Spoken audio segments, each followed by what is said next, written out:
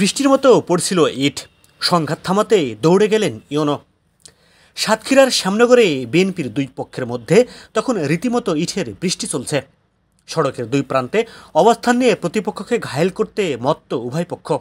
Police ও সেনাবাহিনী কিছুটা নিরাপদ দূরত্ব বজায় রেখে চেষ্টা চালাচ্ছে সংঘর্ষ থামাতে।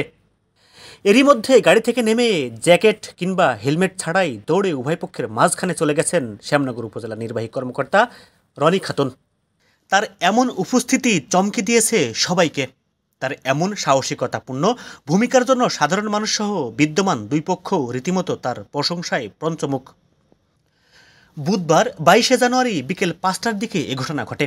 এরপর থেকে শ্যামনগরের মানুষের কাছে ভাইরাল ইওনো খেতাব পেয়েছেন রনি খাতুন। জানা যায়, বিএনপির কমিটি নিয়ে গত কয়েকদিন ধরে দুই পক্ষের মধ্যে বেশ উত্তেজনা চলছে।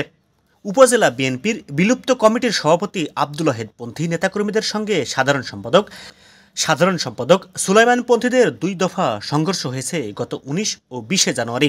তারই ধারাবাহিকতায় বুধবার উভয় পক্ষ শ্যামনগর উপজেলা সদরে পৃথক কর্মসূচি ঘোষণা দিলে উত্তেজনা সৃষ্টি হয়। এক পর্যায়ে বিকেল 4টার দিকে উপজেলা নির্বাহী কর্মকর্তা রনি খাতুন উপজেলা সদরে 144 ধারা জারি করেন।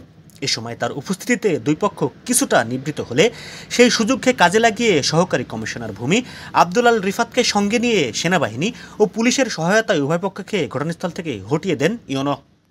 এ বিষয়ে সুলাইমান কবিরের পক্ষের যুবদল নেতা শফিকুল ইসলাম দুলু বলেন, ইওনো অনেক সাহসী ভূমিকা রেখেছেন। উপজেলা নির্বাহী কর্মকর্তা রনি খাতুন বলেন, আরও বেশি ক্ষতি হওয়ার আগেই সংঘাত থামাতে কাউকে না কাউকে পদক্ষেপ নিতে হতো, তাই তিনি এমন কাজ করেছেন। তিনি সবাইকে শান্তিপূর্ণ পরিবেশ বজায় রাখার আহ্বান জানান। Zahid Mahmud, news desk. MTV online, সত্যের পথে মোরা।